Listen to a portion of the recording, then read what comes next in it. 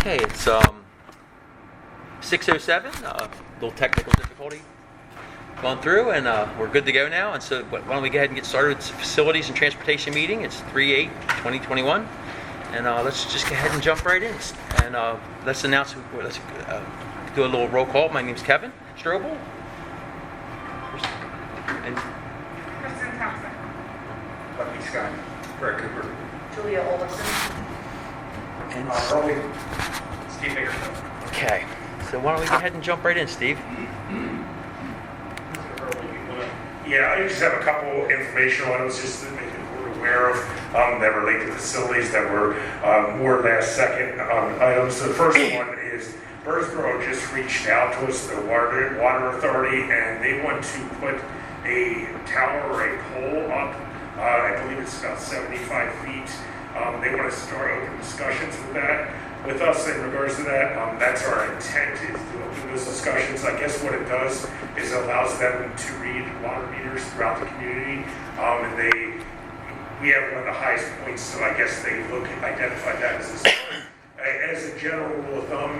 We try to play nice with community organizations like this because we work together with them on multiple things, and that's very important. So we're at least going to entertain it, and unless the board objects, and hear what they have to say in regards to what they'd like to do there. Did they have a proposed location? Yes, and actually Dr. Cooper walked out there today, right at the end of the day, so he eyeballed it up in regards to exactly where they were talking about. Yeah, it's actually the island that's in the large parking lot where the annex gymnasium is. Okay. There's 3 light poles out there, some trees right now, and there is an existing First Energy pole.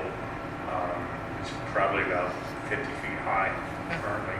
So it'd be approximately they would run a cable from there to give it juice for the repeater that needs to go on top of it. Great. The second thing, I just wanted to make this committee aware of this. I did bring it up in extracurricular. It kind of straddles 2 different committees. Our vans are in terrible disrepair at the moment, and they're starting to wear down. And we're going to start exploring pricing, and eventually we assume we're going to bring everything to the board's attention, the condition and everything else. Just wanted to make you guys aware because it's kind of extracurricular, it's kind of facilities, it's a little bit of both. So it's an informational element more than anything else.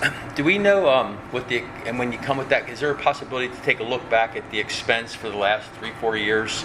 Because sometimes it's easier to roll these vans out earlier. You don't get into the expense of the upkeep, brakes, transmission, tires, and then sometimes it's not. I don't have that number in front of me, but when you look at it versus when you go to get new ones, because they have to work, and so sometimes rolling them sooner makes sense, and sometimes it doesn't. I just don't know. Absolutely. Yeah. We're going to grab as much data as we can and kind of put it together and probably make a proposal one way or the other. This is what we think in regards to that. There's also a little bit of the size. They're currently like the extra large ones that are about 15 passengers. What's really necessary, number one, they're also much more difficult to drive, and it creates some issues with CDLs, is my understanding also. And there's really what you're looking for in today's world is the 10-passenger ones would be more appropriate for our needs. Right. Okay. Stay tuned. It was more of an informational one. We'll gather the data for you. How many vans are there? That was my question, yeah. There are 3 vans right now. Okay. And we're looking to replace all of them? I believe 2 of the 3 are in very poor condition. One of them is in a little bit better condition, a little less miles, is my understanding. Steve, So maybe yes. yeah. Okay. You need to at least look at all 3 and kind of go from that point in time. Awesome. Great. Thank you. Yeah, they're primarily used for extracurricular, and a lot of clubs use them also. And they're also used for, for example, we have a wrestler that's going far in the States. When we start getting where kids are weeded out and you only have 1 or 2 kids, that's how we end up using those types of things. Right. Awesome. Okay, on the agenda this evening, the first item to discuss is the transportation database creation for full school option, which is in progress. Subject to the board approval, the reopening of schools into a school schedule is in progress. I know that's under discussion. I have engineering work for IC Wall Construction. That's four. I have that as number Yeah, one. no, listen, I have- I have an old one. Can I get a new one? I have an extra one. Yeah, please. Sorry about that. That's a good thing.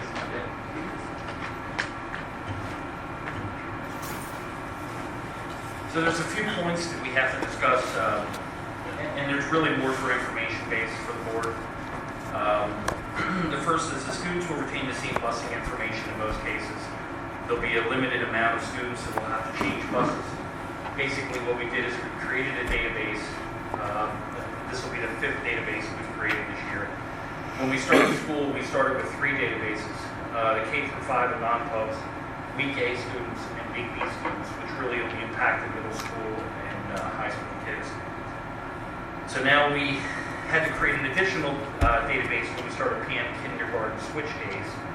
So this will be the 5th database, which is a full school option database, where we rolled the 3 other databases into this one to combine the busing and provide the routing for the students.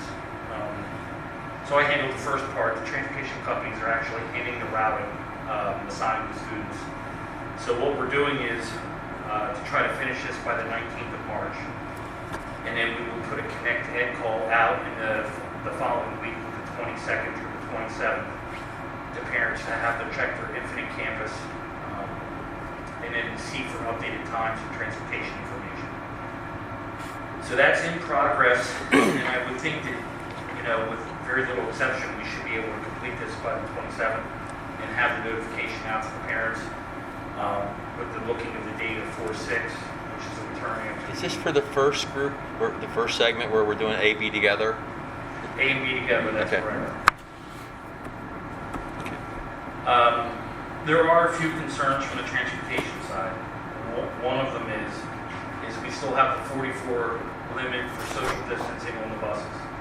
That creates a problem because when you combine these routes with the A and B week, and a lot of times in a lot of cases, you're going to see that the bus assignments are actually much higher. On a normal year, we can carry 72 students per bus. When you limit it down to 44, we're still able at this point, and I do not think that in April we may not have a problem. If you look at some of the high school runs, you may have as many as 6 students on a bus on some buses. You may have double that number or triple that number on some of the runs. When you get into Birdsboro, it seems like the runs are a little bit higher because the stops are more pool stops, less than rural stops like Douglasville or Geigertown or some of those areas. So the concern is that we're going to put these kids on the buses as we have them now. And what could happen in May if we open up and parents say, well, hey, the vaccine is out there, school is returning, it's warm outside, hey, I want to put my kid on the bus, we could get a rush of parents to do that. An example of that would be in most weeks since January, I've seen about 15 to 20 kids a week that we would add. They could be for any reason. They could be a non-pub kid, they could be returning from virtual, they could be a new student. In the last week alone, I saw over 45. So parents are already starting to bring their kids back, I think, because one thing in my mind as a parent of the district, the virtual can be difficult for the students. Not every student can do very well in that environment and needs to be with their teacher in a classroom where it's more structured. That happens to be the case for my son. So he does go A and B week right now. So I think a lot of parents are seeing that's a struggle. Their kids aren't doing well in school or as good as they imagined, so they want to bring them back. My concern from a transportation standpoint is that they're going to bum rush us, and then I'm going to have a bus going down the street that's going to have more than 44 students on it. Is there any thought of that opening up at all? I mean, you get on a plane today, you're sitting, there's no restrictions. And so I would, plane and a bus are similar. I realize it's children versus adults, which actually in most cases are better. Children aren't transmitting it. Is there any... That person that's on a plane paid for their ticket and they've decided that they want to go somewhere. Right. If your kid's going to go to school, if your parent can't take you, we are supposed to provide that safe. Right. that I'm safe just thinking, ride. I'm not criticizing, I'm suggesting No, I that maybe understand. the rules start to change here and loosen up as they, is there any indication of that happening? I kind of, all things are possible. Right. I didn't know if there was something hearing, if somebody's hearing anything out there. They could, You know, even as vaccinations start to happen, you know, only kids that are 16 and above are allowed to get vaccinated, so that leaves half of a bus for the high school that's too young to be vaccinated. So I don't see us reducing the amount of social distancing. Now, if the state says that we're going to change, I just asked if there had been any talk at this point of changing the recommendations for how many kids can be on a bus, of how many people can be on a bus for a school district. And 44 is the number. And they might change it, but until they do, I don't see where we're going to go lower. all right. I mean, go higher, I'm sorry. Yeah.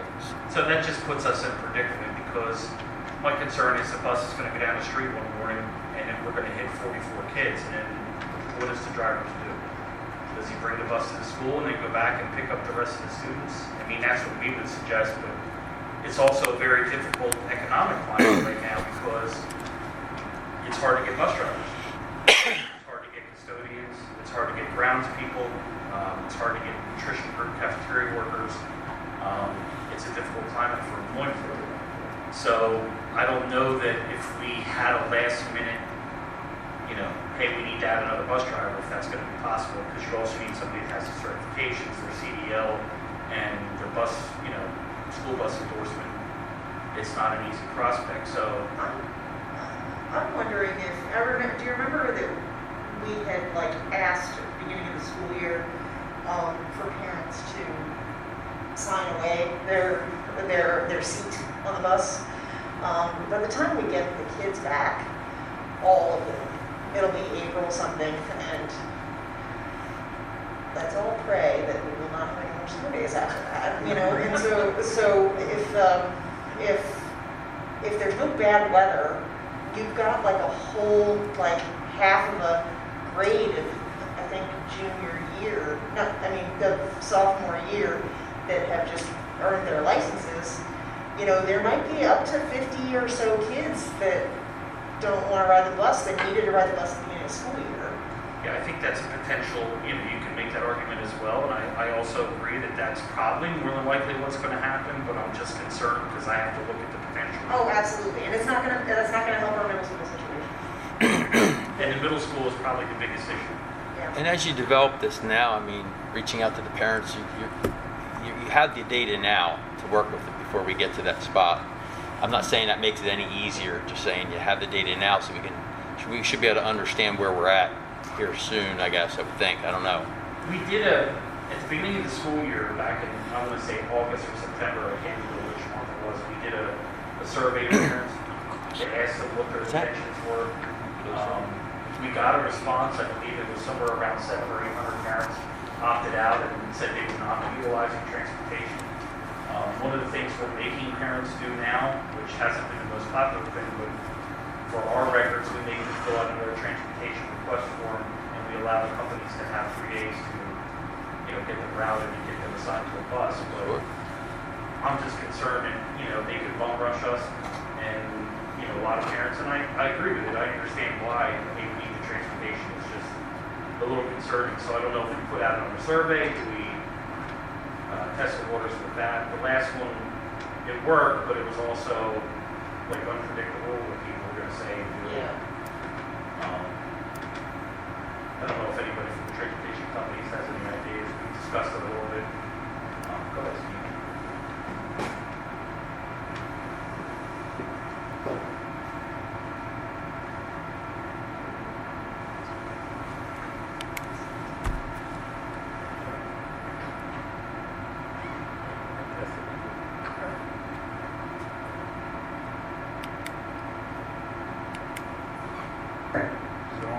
Yep.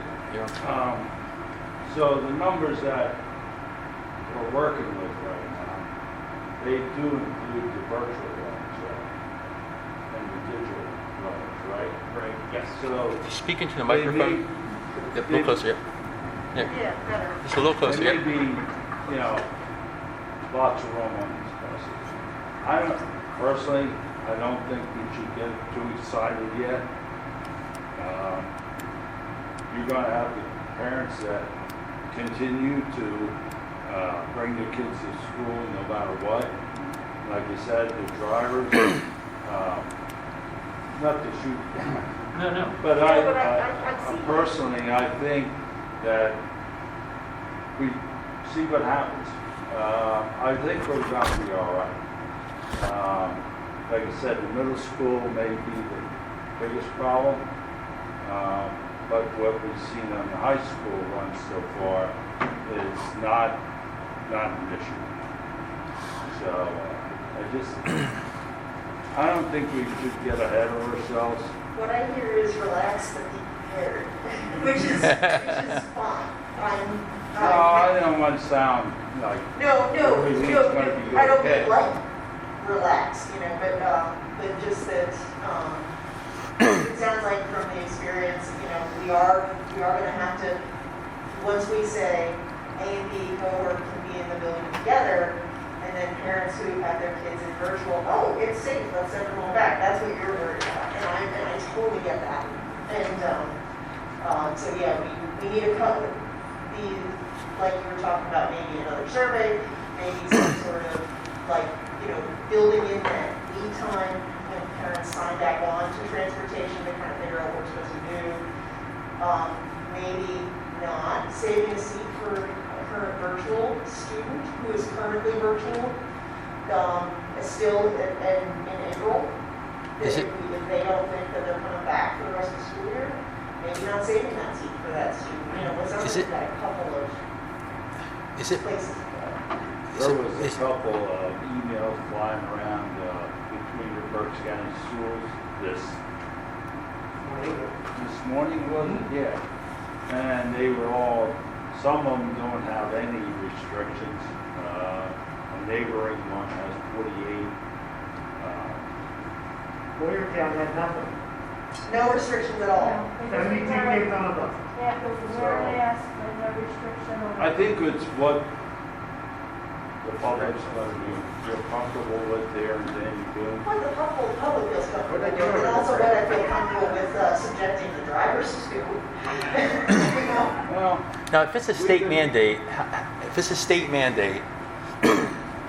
how's, again, I'm on the bus company, it's a state mandate. It's a state Boyertown can make all the rules they want. 44, There's no the door mandate, goes it's closed, you I don't know. think there's a I mean, is that what you just do? There's no mandate, it's a recommendation. There's a Oh, recommendation. it's only a recommendation. Okay, so if we had to, we could expand that. Okay. I got you. Anyway. That makes it different. That's different than a mandate. I mean, hey, you have to follow this. And so it really does loosen that noose a little bit. Is it possible to come up with like a sign-up process for them? Say, okay, we're getting ready to go back. We need to hear from you. And that's what we have now, you said, Steve, so far?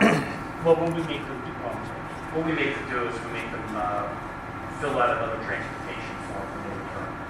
And then we started, I mean, they're still in the database. We don't take them out of the database even though they're not riding, but we do list them in the system as DVDL or DVA. Can we make it 2 weeks instead of 3 days? I mean, I'm just suggesting that these maybe eliminate, so now you get this big rush, you have 2 weeks to respond versus 3 days. I don't know. I mean, these are options. The options are expand to My level of 44. concern is just May.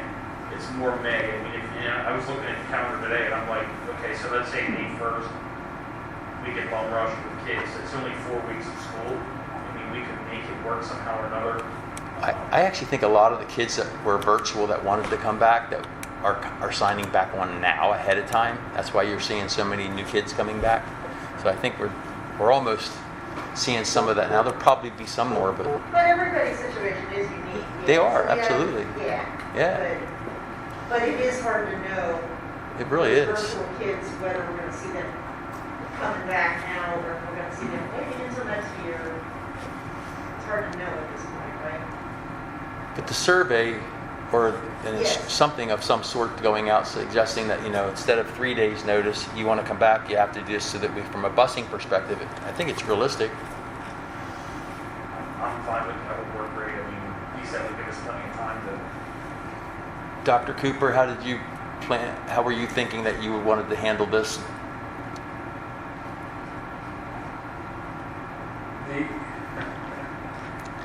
Same way we handled COVID the whole year.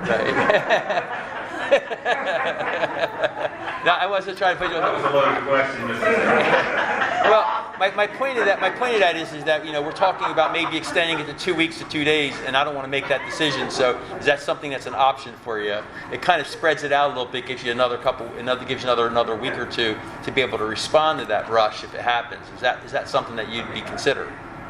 I mean, we take a look and, you know, with what Steve, Mr. Rhodes said,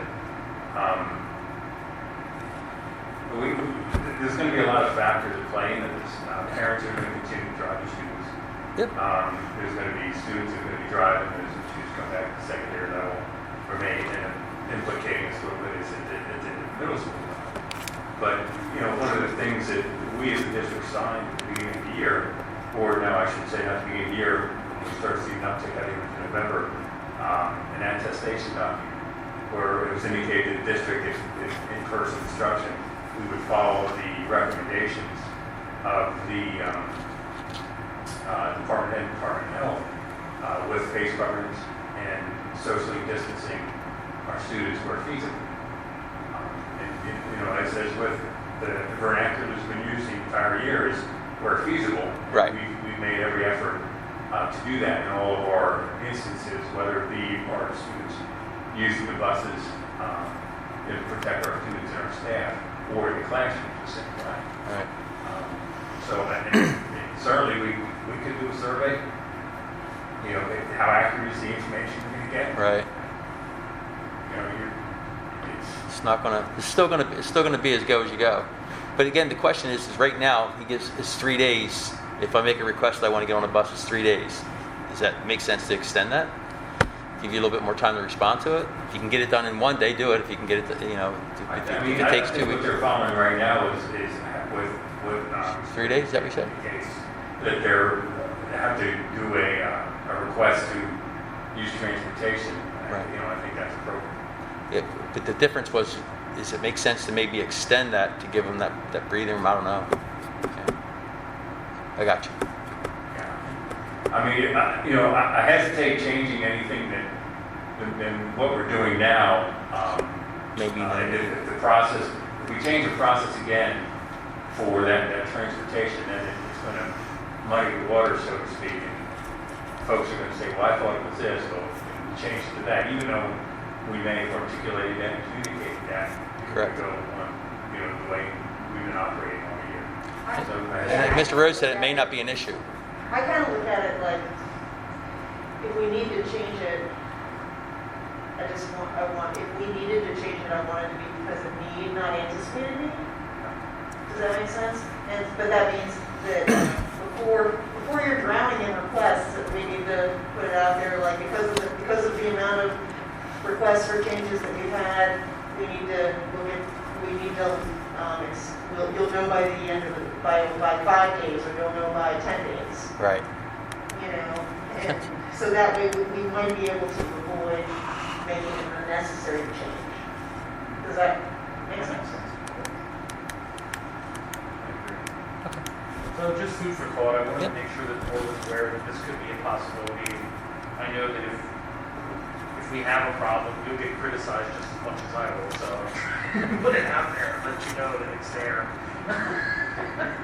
It's Julia's fault. That's fine. My back makes me ill. I'm sorry. This is just a question Oh, yeah. more than anything.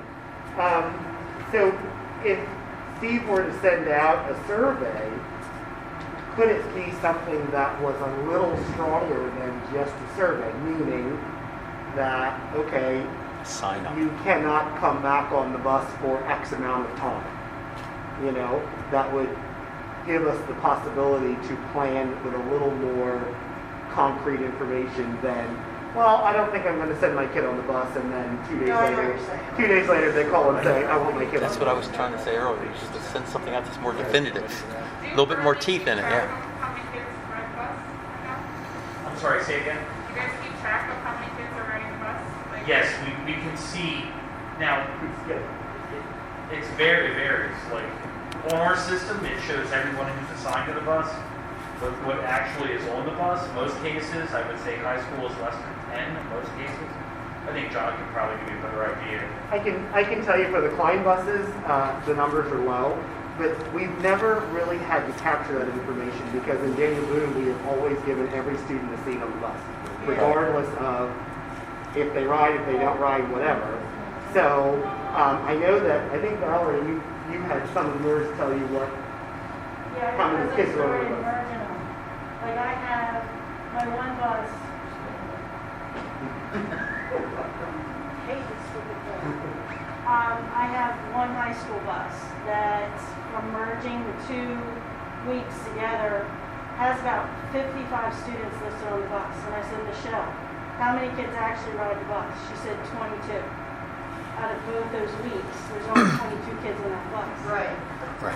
So my concern is if we limit the bus count, like if I'm looking at a run sheet and I'm only limiting it to 44 kids on the bus, that's kind of hindering. Like I could probably load that bus to 62 kids, 68 kids, and I'd still only have 30 that ride. And then that way, I'm not But we running need to buses. know that. Yeah. We need to know from the parents who's gonna ride. Who's actually not. gonna ride? So Yeah. something a little more, It's a reasonable request. But yet, I wonder if because we only have not, when the AB cohort come together, we only have 9 more weeks of school, that perhaps parents might be more willing to sign a waiver for that 9-week period. But I don't think we can send it out that way in a survey. I mean, we can invite them that if you're ready to sign a waiver, you can give them a link to click. Because I would sign it, you know? But that, and like you said, it's going to be more of a problem in the middle school than for the high school, I think. Maybe we could do it like that, I don't know. Come on up! So I think maybe something to clarify would be when we're combining the buses with the maximum 44 that we're saying to go with right now, is it 44 passengers that are actually riding the bus? Or can we, in the example that Valerie gave, have a bus with 53 assigned students knowing that there's only about That's an 20 interesting assigned? question. So how does the school want us to handle that? and we already have a few that are 46, 48, whatever, because we know there's no way that those 4 students are gonna show up. Right.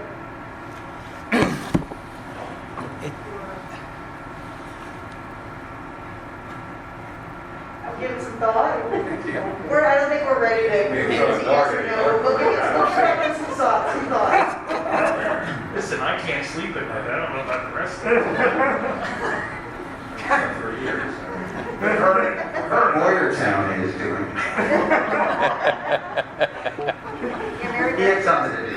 Well, they could have 72 kids said they're going to take this bus, but there's only 40 on it. You know what I mean? So it's like, it's a tough one, but that's really a, I mean, if you had that's a sticky spot to be in. Averaging and what she indicated was, you have 50 kids sign up on the bus, and you put your 80 runs together, you don't have any more than 22. And that's, the law of averages, if you're going to put those kids together, you get some kids that return from a full digital platform and decide, over the course of the next few weeks, if they want to return to the hybrid so that they're in that count. We're still underneath that, Right. that And amount so- that we're looking at, so. And so the problem would be is if you have two groups that when you put them together, they're like 65 kids, and then there's really 40 kids, then that plus or minus 2 is it can be a problem. And the 1 minute they decided to change and all 50 come, not all will, but that's when the problem rises. But Or, I always bring this up, but this is why I don't sleep tonight. The time we need an early dismissal, or the time Oh, that yeah. we need to send everybody home on the bus, and we can't because there's 50 kids that need to get on one I already bus. talked to Mother Nature, and she said it's She not. said she's done. No, you almost have to wait and see now, you know. We discussed that with Mother Nature executive session earlier, and we're all good. Yeah. I'm just reminding, that's the same Mother Nature gave you 9 major snow events This year. this year. So food for thought. She just wanted to make sure we were all still here, because she hadn't seen us outside.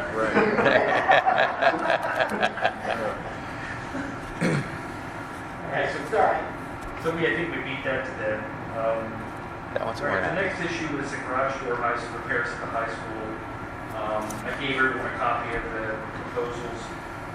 We got some pricing to have the garage doors repaired. The one in the basement is where the food service comes in and they make deliveries. Needs a new door. The tracks are messed up. The motor is going. Spring on is bad. It's just old. It's original to the building. So I got proposals from 2 companies. I'm having difficulty finding a third company to bid. That's only because, and not so much for the door in the basement, but for the other 4 doors in the garage, is because those motors are good, but they're called a Rainer door system, and there's only certain vendors in the area that service and provide parts and replacement and repair on those units. So I'm having some difficulty. So there's 2 sets of quotes there to have the garage door replaced down in the basement and then repair, I believe it's shank door and signal control for the 2 companies that did come out, look at it, and then there was a third, but they chose not to bid. Give us pricing, but I'd like to move this forward. Certainly at this point it's not an emergency.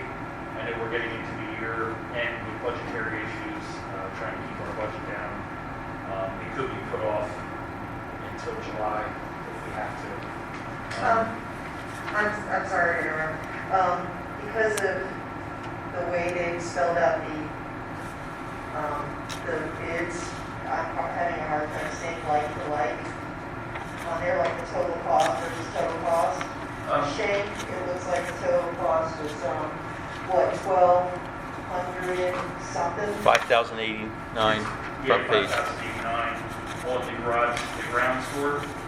Oh, so I see 1, 2, 3 bids on this front page. The first one up at the top is that's the description of what it is, and then the opener replacement is the 5 at the garage door, which is a total cost of $5,089. And then the door on the school basement is $1,944. Yeah, so if you add, that's $12,000-ish. Right, so it comes out to about $8,000 in total. So 5,000 plus 52,000, 5,000 plus 5,200 plus 1,900 That's correct. equals 12,000. Yeah, no, yes, I'm sorry. I apologize. I'm doing goofy math here. You're correct. Okay, all right. 12,000. And so, 14,100. the other group, signal control, they bid on all 3 of those jobs? They did on all of them. And I'm just trying to find the total. And you know what? They did not put a total in here, and I didn't even think about writing that on there. I should have totaled it all. All right. I think signal control is actually cheaper than Shank. Okay. What is that? And you said a third company said, no thanks, I'm good. Yeah, the third company said we can't provide the parts for the Raynor motor that we were looking for. They were trying to sell us a replacement for every door, and we didn't want to go that route because Yeah. before the garage can be fixed at a reduced cost rather than going with that. So this is the maintenance garage, this is the room that is right off of the CAF. The one up at the front of the building, I believe it's door 46, Okay. garage door, Yeah. and then the 4 openers down in the garage for all 4 doors. Okay.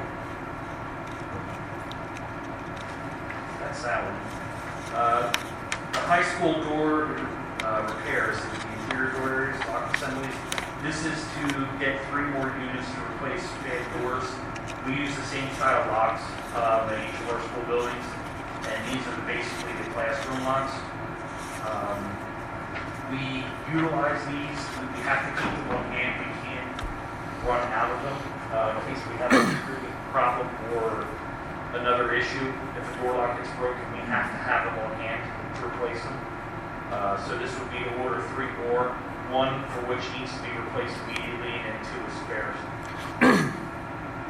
And AG Morrow is really the person we deal with on this in most cases, because they're the ones that have the lock assemblies that we need. And they also, the reason for that is because we use Dormcaba for our keys and cores. That's registered to David Boone. So no one else in the country or in the state has our key locks or assemblies, which is what schools do usually for security purposes and other government agencies. That's the reason why we use AG1. So that's why that quote is in there. And that price is the same price that we got quoted last year when we put, so they didn't raise the pricing at all from last year. 10 doors like $463 more now. So it's like a close enough that it could be one, I guess. Unless that, well, I mean, your recommendation is fine. I agree. The next one I have is the IC wall repairs engineering estimate. So there are 2 walls at the intermediate center that run along the perimeter of the building. There's one that runs along the main sidewalk at the main entrance where the building comes over. It runs parallel to the main entrance, down and connects to the building. So earlier this year, or late last year, I can't remember now, before we had snow, we were called onto the scene by the custodian at the building who said he saw a piece of concrete falling onto the ground. So when we got out there, sure enough, there was a section that had slid off the wall. The design of the wall in the front of the building is all brick with a concrete base. The brick is like the fascia along that whole thing, and they use brick as a capstone across the top where they actually grouted it to a point on that long wall that goes behind the main sidewalk. Well, the problem is over time, probably from settling, probably from water infiltration, water has gotten down inside those cracks, and it's caused the water to get in between the concrete and the brick fascia, and it's actually pulling off the wall and falling down. Creates a hazard because we do have kids that play out in that area, and that one is scary, but the one in the back of the play, or around the playground, actually has a fence that goes on it, and there's a 30-foot drop that comes off behind that playground. So if you go out from the cafeteria at the IC and you walk out like you're going to the parking lot where the maps are on the ground and the playground area is, there's a fence that runs parallel where our chiller towers are and comes out and around. And that one, the fence is moving back and forth on top because you're seeing the same issue, but it's actually penetrating down where the fence is, and the fence is wobbly. So we did fence all these areas off with orange snow fencing to keep everyone out of the area. So the proposal here is for, because basically we can fix it, but I have to know what's going on underneath. So we would need an engineer to come out and basically core drill that and do some testing on the wall itself to tell us exactly what repair needs so that we're fixing it properly. And I do not have an idea what the cost would be. It would be dependent upon what the engineer possibly can find when they core sample and do some testing on the wall itself. The wall's falling apart. Can we get a price to replace it in that area versus, I mean, is it $8,600 for them to test a broken wall? I mean, I don't know how much the wall would cost to replace, but just, is that something that's like a requirement? I mean, if the wall's falling apart, it's falling apart. I mean, Well, I guess the other question I would have too is there another option other than creating another wall down the road so give us some more issues, or is there a better way of handling that? That would be also for an engineer to determine by looking at what conditions exist at the eastern walls. There is one other wall there that separates where our loading dock is to the playground. in the back. There's a large wall. I don't see any sign of any kind of degradation or anything happening with the wall, but it's certainly possible that there could be something there as well. I would think that you'd see some kind of cracks, but it's the top of the wall that's the problem.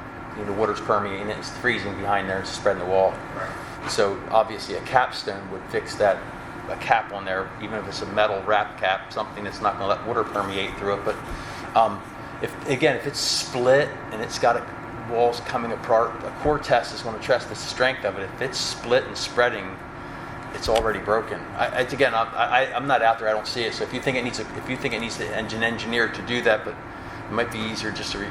If it's broken, it needs to be replaced. I mean, Yeah, save the money on the engineering. how you replace it's going to be a difference. I mean, it's brick, so they're going to have to put a brick wall back up, and then just the difference would be, do we put that same cap back on that caused the problem? Probably not. You know what I'm talking about. Yes, I do. So I mean that's the difference. I mean, we could totally explore having contractors come out and look at it and give us bids based on what they see, and just with an idea of replacing it. How long is the wall? It's a good distance, probably 100 feet on the first Wow. wall. And then the second wall, the one that's so high above the playground, that changes in height and distance, but it runs pretty much from the back of the building out along through the whole parking lot. So That's a different story than a smaller wall. So it's $8,600. They'll tell us that whole wall, what needs to be replaced in it. Both walls, correct? Both walls. That's probably not a bad deal. I mean, I'd love to save the money, but the 100 feet of wall is a lot of wall to replace. Under number 2, I mean, what says is to review the limits of the findings with Steve Biggerstaff and or school representative. I mean, would they be amenable to getting and review the limits of findings and possible alternatives? I mean, if that is still within the scope of what we are bidding on with that amendment, I think that makes sense. Yeah. Because I think we do need to have somebody and say, if we are going to put something else there, or, to replace it, right? I still think we would need to hire an engineering firm that if it turns out that that's a bigger job, we can come back with a revised bid if we think we really need to get rid of it. I mean, but if they're willing to be open to that, with this as a starting point. It makes sense to me. I mean, when you were talking about the wall, I'm thinking a 10, 20-foot wall. I mean, for $8,000, you might replace the wall. You know what I mean? If it's that bad, but if you're talking about 100 feet of wall, You are the unofficial wall expert. I am an official wall expert. Unfortunately for you, I'm sorry. Yep, nope, it's okay. So they'll give us a bid. They'll let us know what we need to do to the wall. So that needs to be done. Somebody could get hurt. That makes sense. Yeah, somebody could get hurt. Or if there's an alternative. Yeah. Or an alternative, exactly. If it is fixing a wall or replacing it with a new wall, Right. what's the life expectancy if we run into the same issues? Was that 18 years old? I guess it was built 2003, correct? that's correct. So we're talking about 18 years. Are we going to run into the same? Are we going to be able to get something done that's going to mitigate having to revisit this again? Yes. Could be, again, it's aesthetics too. I mean, concrete doesn't split, but based on the cap's causing that problem. Water's permeating and freezing behind it. You're The issue when it gets down, right? and it's just like he said, it's been over years. It becomes worse and it starts to loosen up and break down. So the wall with a different cap would have lasted longer. Something else though might be even better. Like you said, maybe it's cheaper to pour concrete than just knock it down and pour concrete in there. I don't know. There's other options. But yeah, we should probably explore it. But it needs to be an engineer for sure at this point because it's such a long section. So. In this case, I don't think you have any choice. You have to have someone who knows and can give you a certified PE on what exactly is the Yeah. deviation for the school district. Is that Boyer then? From a liability Is it standpoint. Boyer Engineering? Boyer is who I went to because we worked with them in the past and have had a contract with Brian Boyer for quite a few times. Kevin, so it's me. $8,600, I mean, before you sign on the dotted line, I mean, could you have a couple of, it seems like $8,600 towards a new fence might be, I don't know, maybe I'm not missing something here. Are we required to have an engineer? The only reason I I mean, suggested it's falling down, it's falling down. And the only reason I suggest is because simply the size and scope of how big this is, that if it, let's say we make the repair and it's not up to code or it's not up to the standards, I don't want to, If it has to be that, then I get it. All right. I mean, there are options of other things that I can think of in my mind that we could do, but certainly with my luck, it wouldn't. My only concern, and it's a good concern, my only concern would be it's 100 feet wall, you might have to replace 20 feet of it when they're done versus all 100 feet of it. I misunderstood it from a standpoint of how big it was. And then you get 30 feet in the air and that changes everything. Right. You know, it just starts to change things. So That's the kind of stuff that keeps me moving. I think it's worth somebody taking a look at, and then they take that liability on.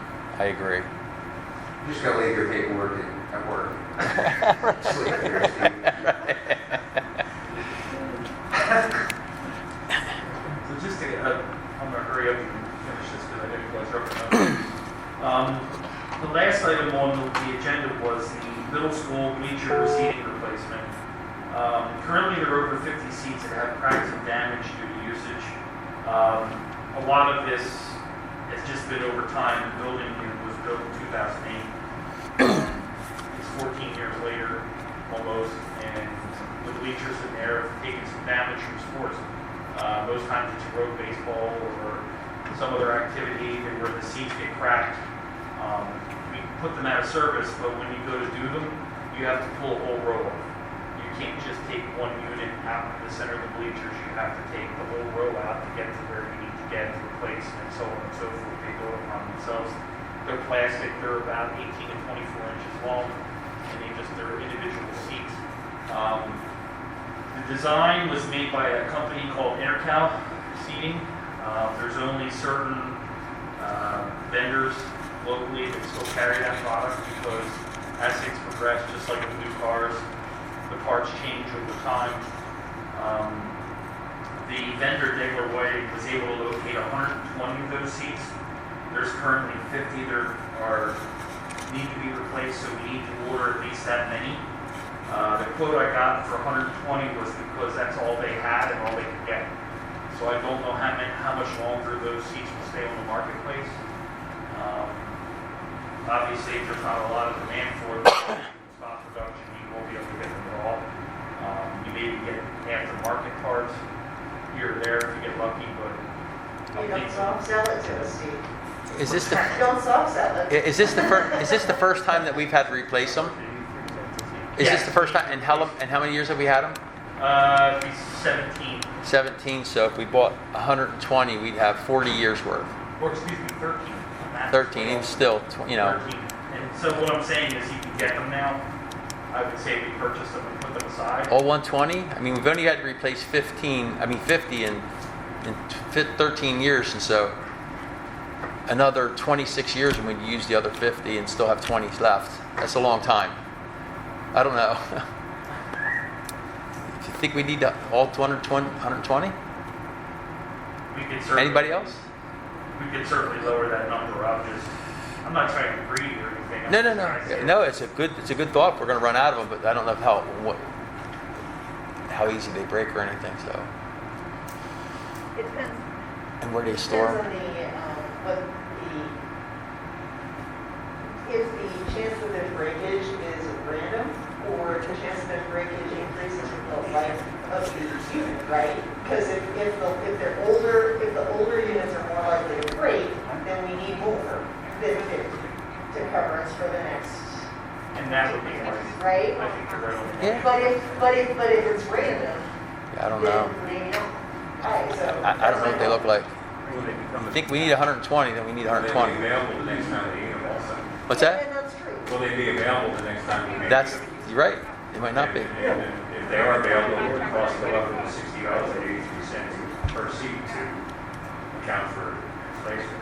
Yeah, and if we run out of them, if we buy 50 instead, and in 14 years, or 7 years, or whatever, we need more, and we can't find them, what we would have to be doing is pulling out whole sections of seating and put new new units in from I a different vendor. I mean, I'm just saying. Yeah, that's what we I was have. just throwing it out And there, you're you know. saying, That's someone, that's another board's problem, right? It's not mine, but. Buy 10 more. No, I got it. And yet, it's not enough money, but we buy them and we put them where, and then we can't find them later. I mean, I'm just saying, you know, I'm just thinking if it's baseball's breaking them or if it's because of wear and tear, it's just we're expanding it 3 times longer than we've had it, and is that building viable in 30 years? You know, we're getting another additional 70 over what we need. It was a question. I'm not opposed to getting 120, by the way. When Halter, like, contacted Dangler Running, did they say, how many seats can you put your hands on? And then we've got an invoice, not an invoice, but a recommendation for 120 once he found out he could get a hold of 120? Or did he ask for 200 and they told him, we can only get you 120, and that's what, you know what I'm asking? Well, basically, you're on the marketplace and you're competing against other schools and they have the same bleachers. Okay. in stock, so they had 120 when we called this time. If I call again in a month, they could only have 90. I got you. And so on and so forth, so you Just don't buy them. Let's just buy them and be done. I don't have an issue. Me with neither. If it'll extend the lifetime of Of how the- long we of the can bleachers. keep it in the way it is. That's what I was thinking too, and that's why I brought it out, right? Okay. So up to 120 then? Is that the plan? Any questions? I would take the 8,600 from the engineer towards the chair and get a contract and we're done. We kind of solved it back here, so I always that's hard. There you go. I mean, done. It's like, I mean, get that money, get over here. So. So that's pretty much it, except there's one item I want to, that got added. There's been an ongoing issue, and it's probably going to come to the board next month for approval. We're going to have to replace the dishwasher in the high school. There's just no two ways about it. You can't find parts for it anymore. It's 22 years old. It's got issues. Right now, it's got a pump that's down. It's out of service right now. The discharge pump went. Did we just replace that, or did we replace one of the IC? We did a booster pump for the IC. Right, okay, so Is this so a- we haven't put any significant amount of money this year into the one of the high school. We probably put a few $1,000s into trying to keep this thing run since I've been here, since last March, With basic repairs. with basically. I got it, okay. And the latest time, this latest incident involved the discharge pump going and spewing water over the floor, which is a safety hazard because then I can't run the unit. And so Clark, who we have our contract, our service agreement with, came out again today. They looked at it. They tried to put a new sealed gasket in it. They couldn't. There's tough finding parts for it. It's a champion unit. So they did give us a quote. We've been working at it two separate ways. One is trying to repair it and get it back on service for the rest of the year. The second way is realizing that we need to replace this thing over the summer. There's just no two ways about it. It's going. The current price quote I got today from Clark seems to be pretty reasonable because everything I've been doing research online with shows that this is like a $40,000 unit. Clark gave us the price of $31,515 for the dishwasher, and then another $4,000 to install. And then there's some optional stuff we can look at doing if we need to. There may be some added costs for modifications because the way the dishwasher assembly works, you have a tray line with a conveyor belt system. It feeds the tray in from the one side to the dishwasher, there's garbage disposal, and then so there may be some modification that's needed on the tray assembly. But this will be coming up in the near future. There's just no way around it. Can that money come out of the undesignated capital account, or is it too small? Okay. I see a nod from our CFO. Yeah, it can come out of that, but it also is something that we advertise over. Absolutely. Yeah, so it's going to be that enterprise food service. So- We still have a credit card there in food service.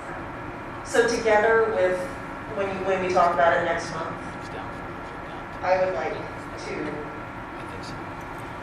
see the recommendation that whether it should be coming out of capital fund or out of your regular maintenance budget. I mean, unless you disagree. for the dishwasher? When he comes to us next month with the recommendation for the dishwasher, if the recommendation is to buy a new one, I'd like to also include with that recommendation whether or not we are going to take that money out of the undesignated capital account or out of maintenance budget. Where's it normally come out of? It would depend. It depends on how it's purchased. How it's- Oh, okay. What's the benefit of doing the other way?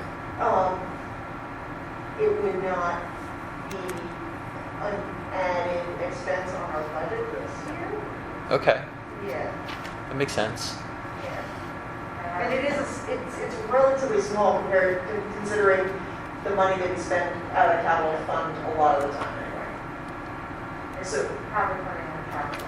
so I'm just saying, I wanted to see a recommendation of which we do, if we do see that. I mean, you could also stretch it till July, once school is out. You know, if That's we true. keep this unit running, you can stretch it till next year's budget and put it in there. But it definitely is going to need to be done over the summer. Right. There's no way around it. The concern though is with the machine that needs to be replaced, we need the exact same unit, maybe not the same model, and what is the leeway on ordering that? Because Yeah. a lot of these parts are coming from China. I know. So we need to, I mean, this needs to get done. Like, we're hand washing now, Nah, that's not an option. and we're less than 3 weeks away From having all the kids, yeah, Exactly. yeah, I know. We cannot facilitate the way that we're running right now. And we're band-aiding it every week with Larks coming in to try to fix it. And it's to a point where they can't even get the parts, so. Yep. Okay. Yep, that's a now. That's a That's now. all big. I mean, that's a now purchase. Where, We have a finance committee meeting in 2 weeks. Could you guys bring up something to that? I certainly And can. then we could move it quicker? We're also working on additional Does quotes. that make sense? it does. Yeah, we have 3 other companies that we're getting quotes from. Okay. Okay. Yeah. Yeah, we could have a recommendation to the finance committee. I think that, yeah, Steve Miller, who's head of finance meeting here, but I'm sure he'll be fine with it. And I don't want to extend our meeting, but I want to revisit one more thing. Okay. Yeah. When the engineering coming in to test that wall, does it make sense to maybe consider bringing in a couple contractors and have them bid on it? It's their liability at that point, or you know what I mean? There's no cost at that point to do that, and they may. And they may make recommendations. Now, when they make the recommendation to do whatever they do, it needs to be probably engineered Right. at that point, but versus the engineer coming out and doing, because core testing alone breaks it down. Huh? Does that make sense? I mean, I don't know if that's possible. I'm in an area, I don't know if it's legal to do that. That's why I'm asking. I don't know if we can do it that way. If one of the things we're asking them to figure out is if we need it at all, or if we need something completely different, Right? maybe that's not the approach. I don't know. I don't, You know, I don't. and it's just, I'm just throwing it out there as a what if, you know. Yeah. That- I mean, I can certainly go back to Mr. Boyer and say, look, you know, we want to approach this from a two-pronged thing. We want to. And reduce the chance that we're fixing something that we're gonna fix again in 10 years, I guess, you know, so maybe. And again, I'm not trying to go on the cheap, I'm just suggesting that Right? somebody might come out and take a look at it that builds those and says, wait a minute, you know, this is a big problem. Or it's not, and then, you know, we have to go completely different. But I like the other options too. That's the other thing that, you know, maybe they'll bring options with them versus an engineer. I don't know if an engineer will provide those different options. That's an architect. But I don't know. It's a question, not a demand by any stretch.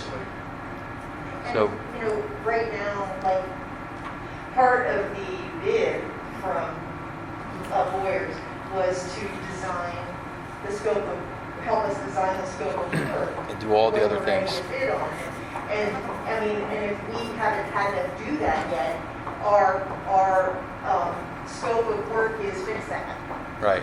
No, I got you. No, I got you. And I see the benefit of doing it. I do. I'm no engineer. Well, that's when we were over at Birdsboro, the benefit of using an engineering company is they do Yes. everything from soup to nuts, all the way down to we hand out the proposal for an art, Right. for a bid. From that perspective, it's way worth the money. So, again, just throwing it out there, I mean, I'm not against it, I'm just saying it's a maybe, so. Might be easier to go that route for you at this point versus you GCing the whole thing yourself. Okay. Any other questions? Everybody good? Anything else? Okay, that concludes our meeting.